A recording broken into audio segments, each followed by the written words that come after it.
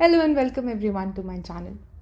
इस वीडियो में हम लोग उन क्वेश्चंस को देखेंगे जो कुरकुरे से भी ज़्यादा टेढ़े होते हैं।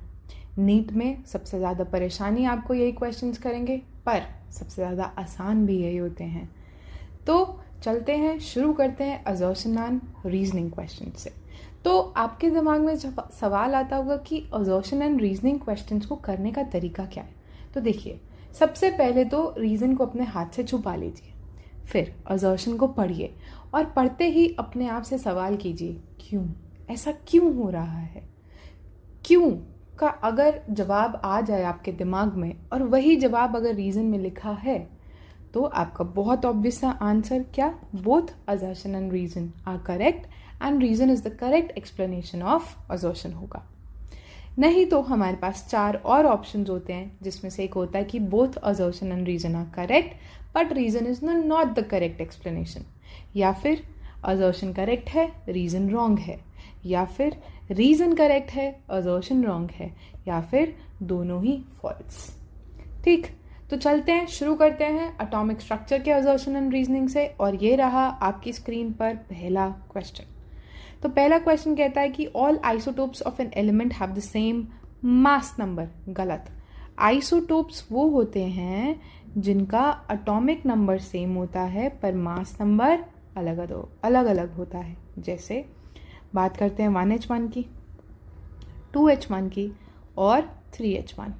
1H1 प्रोटियम, ऐसे 2H1 ड्यूटीरियम, 3H1 ट्रिटियम, है ना।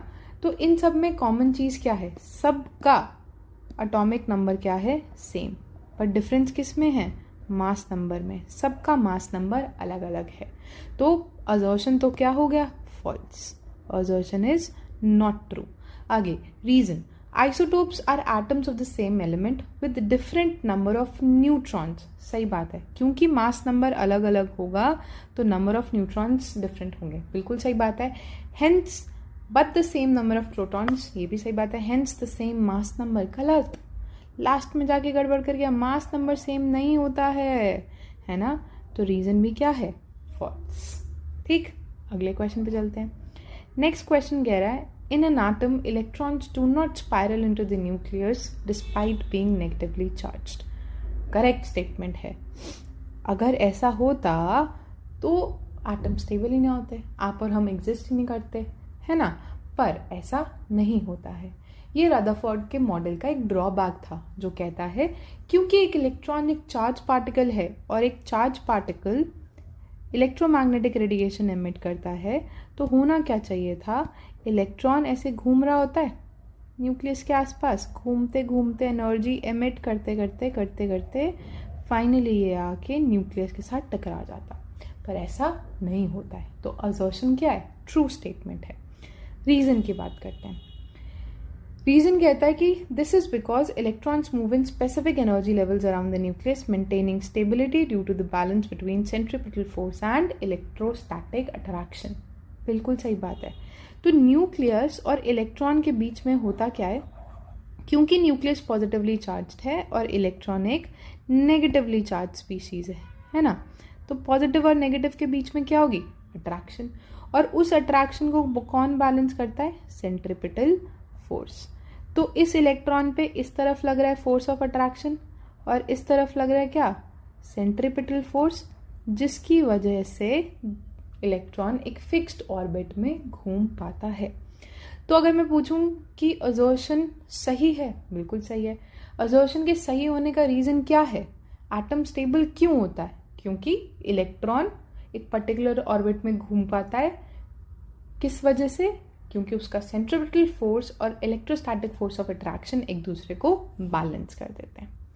तो असर्शन भी सही है, रीजन भी सही है और करेक्ट एक्सप्लेनेशन भी है। अगले क्वेश्चन देखते हैं।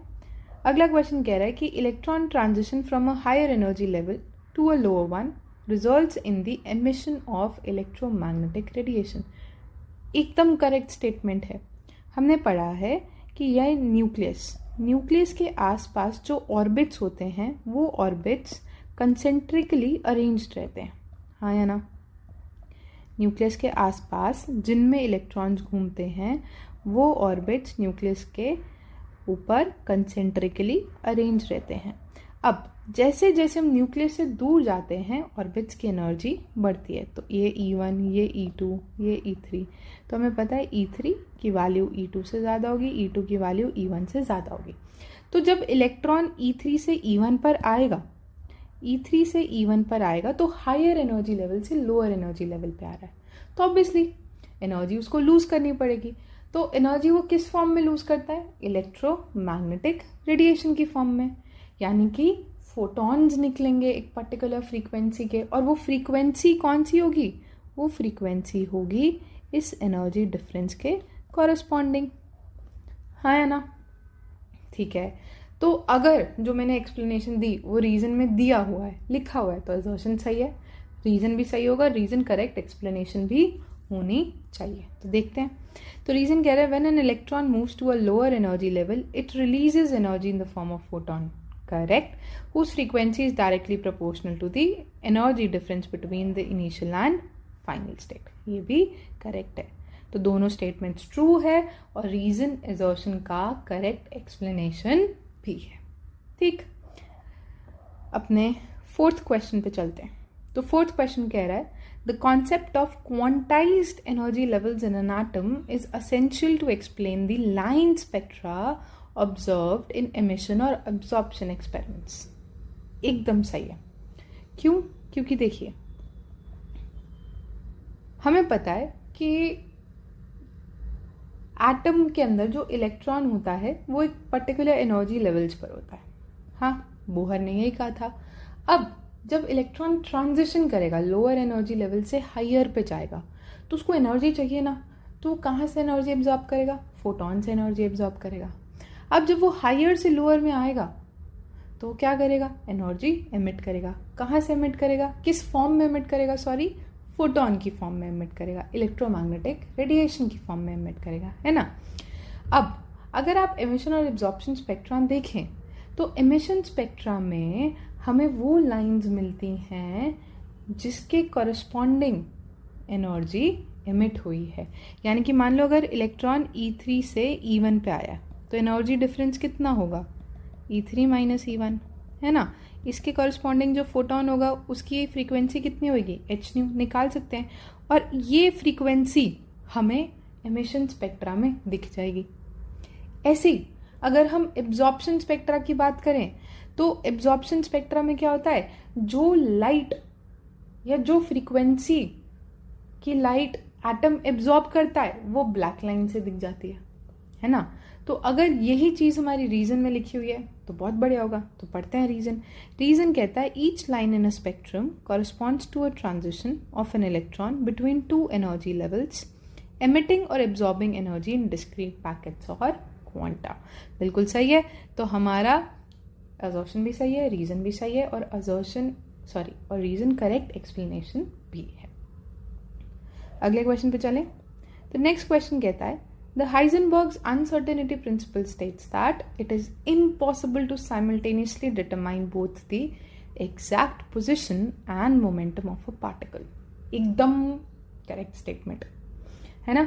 हाइजनबर्ग ने तो यही कहा था कि भाई इलेक्ट्रॉन को एग्जैक्टली उसकी पोजीशन और मोमेंटम डिटरमाइन नहीं किया जा सकता है।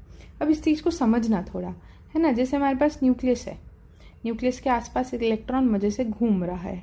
अब है क्या, बात क्या है, हमें इस इलेक्ट्रॉन को देखना है तो हम क्या करेंगे? इस पे लाइट डालेंगे, है ना। इस पे क्या डाली? लाइट। अरे लाइट होती है तभी तो हम किसी चीज़ को देख पाते हैं। तो जैसे हमने लाइट डाली इलेक्ट्रॉन पे, इलेक्ट्रॉन के साथ कौन टकराए? लाइट का पार्टिकल नेचर होता है। इलेक्ट्रॉन के साथ कौन टकराए? फोटॉन्स। फोटॉन्स के टकराने की वजह से एनर्जी का ट्रांसफर हुआ और इलेक्ट्रॉन ने उसी टाइम जैसे ही लाइट टकराएगी इलेक्ट्रॉन अपनी जगह बदल लेगा। तो लाइट इलेक्ट्रॉन से टकरा के हमारी आंखों तक आ गई तो हमें पोजीशन तो पता चल गई इलेक्ट्रॉन की, पर क्योंकि कोलिजन की वजह से, फोटॉन और इलेक्ट्रॉन के कोलिजन की वजह से इलेक्ट्रॉन ने अपनी जगह बदल ली तो उसका वेलोसिटी चेंज हो गई क्योंकि उसमें एनर्जी ट्रांसफर हो गया, एनर्जी गेन हो गया, है ना। तो इसलिए इलेक्ट्रॉन का पोजीशन और मोमेंटम साइमल्टेनियसली डिटरमाइन नहीं किया जा सकता है। क्यों? क्योंकि इलेक्ट्रॉन का, लाइट का, इनफैक्ट मैटर का वेव नेचर भी होता है और पार्टिकल नेचर भी होता है। अगर ये फोटॉन्स हम ना मानते कि पार्टिकल नेचर के हैं तो हम कैसे अज्यूम करते कि एनर्जी ट्रांसफर हुआ, है ना? तो रीजन क्या कह रहा है? This principle arises from the wave particle duality of matter where the more precisely one property is measured the less precisely the other can be known. तो दोनों स्टेटमेंट्स हमारी ट्रू हैं और करेक्ट एक्सप्लेनेशन भी है। नेक्स्ट क्वेश्चन देखते हैं। Next question कह रहा है the shapes of the s, p, d and f orbitals are the same in all atoms. इसमें तो कोई दो राह ही नहीं है। s की स्फेरिकल, p की डम्बल, d की डबल डम्बल और f की फूल जैसी, है ना? तो ये तो ट्रू है। नेक्स्ट क्या है? Orbitals are defined by a set of mathematical functions that describe the probability distribution of finding an electron in 3-dimensional space। ये भी सही बात है। ऑर्बिटल को हम एक मैथमेटिकल फंक्शन होता है जिसको बोलते हैं हम साई, उससे रिप्रेजेंट कर सकते हैं। साई के अंदर ना 4 अलग अलग नंबर्स होते हैं जिनको हम क्वांटम नंबर्स बोलते हैं, ठीक है? साई इन चारों पे डिपेंड करता है और इन चारों की वैल्यू बदलने से साई की वैल्यू बदल जाती है और साई की वैल्यू बदल गई तो ऑर्बिटल बदल गया। तो हमारी ये वाली स्टेटमेंट सही है। These mathematical functions result in specific shapes for each type of orbital. सही बात है, क्योंकि मतलब सारे एटम्स में सब कुछ सिर्फ किस पे डिपेंड करता है? साई पे। और हर एटम में साई इन्हीं 4 क्वांटम नंबर्स पे डिपेंड करता है। तो ये वाली स्टेटमेंट भी सही है और रीजन करेक्ट एक्सप्लेनेशन भी है। आगे चलते हैं। नेक्स्ट क्वेश्चन कह रहा है an electron in a 2p orbital of hydrogen like atom has higher energy than an electron in a 2s orbital of the same atom. देखिए, स्टेटमेंट गलत है। क्यों? एक तो हमने बोला hydrogen like atom. Hydrogen like atom मतलब हम बात कर रहे हैं 1 इलेक्ट्रॉन स्पीशीज की। हाइड्रोजन लाइक एटम मतलब हम किसकी बात कर रहे हैं? 1 इलेक्ट्रॉन स्पीशीज की बात कर रहे हैं। और 1 इलेक्ट्रॉन स्पीशीज की जो एनर्जी होती है वो डायरेक्टली प्रोपोर्शनल होती है सिर्फ वैल्यू ऑफ n के। तो क्योंकि यहाँ पर दोनों 2p और 2s दोनों की n की वैल्यू क्या है? सेम, है ना? तो दोनों की एनर्जी भी क्या होगी? सेम। 2p और 2s की एनर्जी क्या रहेगी? सेम। तो पहली स्टेटमेंट तो हो गई फॉल्स। दूसरा क्या है? The 2p orbital has a higher principal quantum number than 2s orbital. ये भी महा गलत। ऐसा कैसे भाई? 2p में प्रिंसिपल क्वांटम नंबर 2, 2s में भी प्रिंसिपल क्वांटम नंबर 2। ये वाली स्टेटमेंट भी क्या है? फॉल्स। सही बात है। नेक्स्ट क्वेश्चन देखते हैं। नेक्स्ट क्वेश्चन कह रहे हैं an electron in a 3d orbital has a higher energy than an electron in 4s orbital. अब क्योंकि यहाँ उसने मेंशन नहीं किया कि कौन सा एटम है तो मैं इसको मल्टी इलेक्ट्रॉन स्पीशीज मान के चल रही हूँ। अब मल्टी इलेक्ट्रॉन, पिछले क्वेश्चन में सिंगल इलेक्ट्रॉन स्पीशीज थी। मल्टी इलेक्ट्रॉन स्पीशीज के केस में जो एनर्जी होती है वो डायरेक्टली प्रोपोर्शनल होती है n+l के। तो अगर हम 3D की बात देखें, 3D की देखें तो 3D का n+l की वैल्यू आती है 3+2 यानी कि 5। 4s में n+l की वैल्यू आती है 4+0 यानी कि 4। तो ऑब्वियसली 4s की एनर्जी कम होगी किससे? 3D की। तो पहली स्टेटमेंट तो है ट्रू। अगला, although the 3D orbital has a lower principal quantum number than the 4s orbital, it has higher energy due to greater shielding effects and less effective nuclear charge। बिल्कुल सही बात है। d ऑर्बिटल में electron बहुत फैला हुआ होता है ना? न्यूक्लियस से थोड़ा सा दूर होता है और जिसकी वजह से उस पर इफेक्टिव न्यूक्लियर चार्ज कम लगता है, उसकी स्टेबिलिटी कम रहती है ना? इसलिए उसकी एनर्जी थोड़ी सी ज़्यादा हो जाती है किससे? 4s से। तो ये वाली स्टेटमेंट भी ट्रू है और reason is correct explanation as well. चलिए अगला क्वेश्चन देखते हैं। देखिए, ये क्वेश्चन बहुत आसान है। मेरी तरफ से ये आप लोगों के लिए होमवर्क। हम नेक्स्ट वीडियो में इसका आंसर ज़रूर डिस्कस करेंगे। ठीक है, तो ऐसे ही मैं हर वीडियो में ना दो चार क्वेश्चंस आपको होमवर्क देती रहूँगी, ताकि आपके लिए भी कुछ प्रैक्टिस क्वेश्चंस हो जाए और फिर वो हम नेक्स्ट वीडियो में डिस्कस कर लिया करेंगे। चलिए नेक्स्ट क्वेश्चन देखते हैं।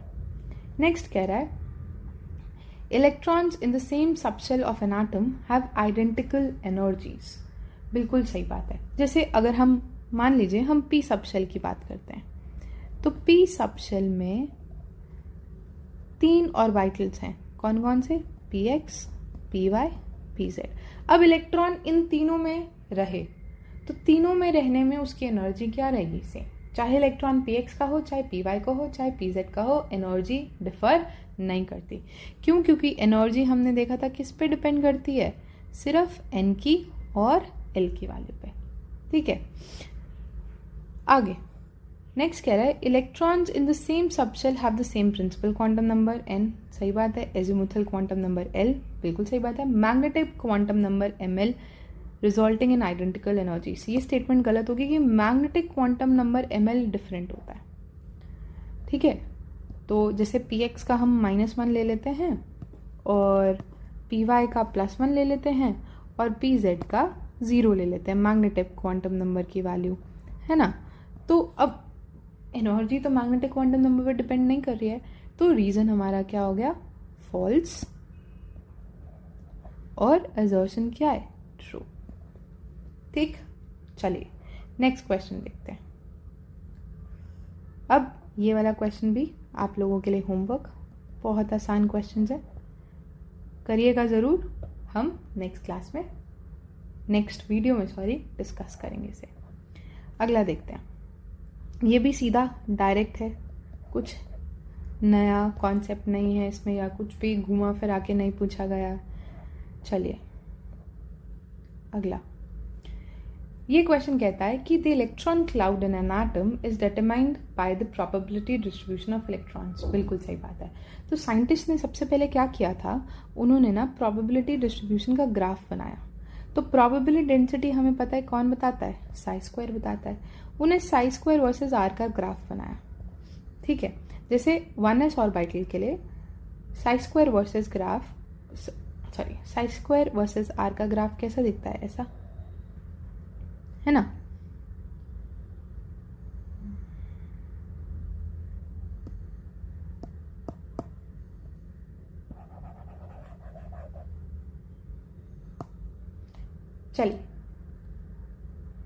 चलिए नेक्स्ट क्वेश्चन करते हैं। तो नेक्स्ट क्वेश्चन कह रहा है the electron cloud in an atom is determined by the probability distribution of electrons, जो कि बिल्कुल सही बात है। तो साइंटिस्ट ने क्या किया? साई स्क्वायर वर्सेस आर का ग्राफ बनाया। ठीक, साई स्क्वायर प्रोबेबिलिटी डेंसिटी बताता था, है ना। आर के अगेंस्ट उसका ग्राफ बनाया और उसी हिसाब से देखा कि जैसे जैसे डिस्टेंस बढ़ रहा है इलेक्ट्रॉन को पाने की प्रोबेबिलिटी बढ़ रही है या घट रही है ना। और उसी हिसाब से ये ग्राफ बनाने के बाद इन्होंने क्या बनाए? Boundary surface diagrams. क्या बनाए? Boundary surface diagrams. ठीक है, बाउंड्री सरफेस डायग्राम्स आप कैसे पढ़ते हो? जैसे एस का बाउंड्री सरफेस डायग्राम क्या है? स्फेरिकल। इसका मतलब ये है कि स्फीयर के अंदर इलेक्ट्रॉन को पाने की प्रोबेबिलिटी बहुत ज़्यादा है। ठीक, वैसे तो इलेक्ट्रॉन को पाने की प्रोबेबिलिटी एकदम 0 होती है इन्फिनाइट डिस्टेंस पर, तो उतना तो हम शो नहीं कर सकते। तो बाउंड्री सरफेस डायग्राम से हम वो दिखाते हैं कि इस इतने पर्टिकुलर रीजन में इलेक्ट्रॉन को पाने की प्रोबेबिलिटी बहुत ज़्यादा है। 90 या 90% से ज़्यादा वाले रीजन को हम एनक्लोज कर देते हैं with in a particular boundary. ठीक है, तो पहली स्टेटमेंट तो क्या हुई? ट्रू। नेक्स्ट क्या कह रहा है? According to the quantum mechanical model the electron cloud represents the region in space where electrons are most likely to be found based on the probability distribution described by atomic orbitals। ये भी बिल्कुल सही है और correct explanation भी है। ठीक है, चलो अगला क्वेश्चन देखते हैं। नेक्स्ट क्वेश्चन कह रहा है electrons in the same orbital of an atom have opposite spins. बिल्कुल सही बात है। बाकी ये क्वेश्चन क्योंकि आसान है तो आप लोगों के लिए क्या है? ये होमवर्क। नेक्स्ट क्लास में, नेक्स्ट वीडियो में हम इसको डिस्कस करेंगे। आखिरी question, quantum numbers provide a complete description of an electron's atom state in an atom. बिल्कुल सही बात है। जैसे बोहर क्या बोलता था कि इलेक्ट्रॉन कहाँ पर है, इलेक्ट्रॉन की स्टेट क्या है, हम कैसे बता सकते हैं, के शेल में है, एल शेल में है, एम शेल में है, उसकी एनर्जी इतनी है, उसकी वेलोसिटी इतनी है ना। वैसे ही क्वांटम मैकेनिक्स के अकॉर्डिंग इलेक्ट्रॉन के बारे में सारी इंफॉर्मेशन हमें एक मैथमेटिकल फंक्शन से मिल जाएगी जिसको बोलते हैं हम साई। और ये साई 4 क्वांटम नंबर्स पे डिपेंड करता है, एन, एल, एम एल और एम एस। तो पहली स्टेटमेंट तो क्या हुई, ट्रू। नेक्स्ट कह रहा है quantum number specify the energy, shape, orientation and spin off an electron with in an atom providing a comprehensive set of parameters for describing it's state. बिल्कुल सही बात है।